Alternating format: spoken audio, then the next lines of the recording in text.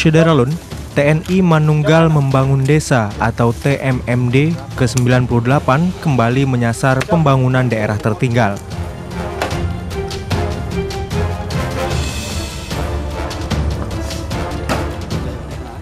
Di Aceh Barat, kegiatan sosial oleh prajurit TNI ini difokuskan pada Desa Persiapan Pasir Putih di Kecamatan Merbau.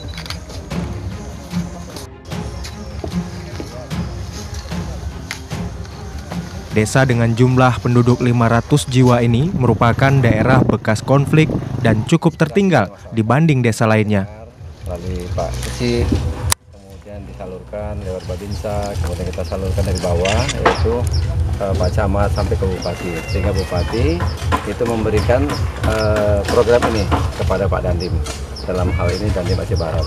Sehingga desa ini lain terpilih. Memang desa ini kalau kita lihat, ini adalah desa persiapan untuk menjadi sebuah desa, sehingga memang perlu percepatan pembangunan sehingga ini bisa segera untuk menjadi desa yang sama dengan desa-desa lain. Pencapaian sampai hari ini, baik itu jalan, gorong-gorong, pos kamling, kemudian air, sumber air ini lebih kurang sudah 65%. Dan kita harapkan nanti sampai batas waktu tanggal 4 Mei yang akan datang itu bisa 100%.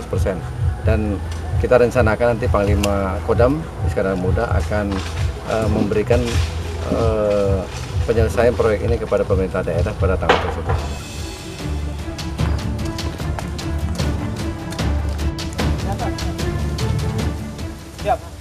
Berbagai pembangunan kemudian dipacu, mulai dari memperbaiki dan membuka akses jalan desa, pembuatan gorong-gorong, hingga sarana air bersih serta pelayanan kesehatan gratis.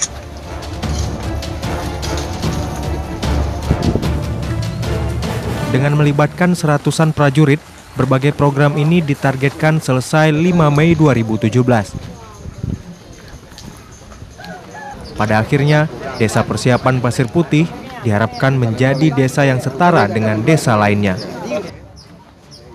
Dari Melabuh, Rizwan, Serambi On TV.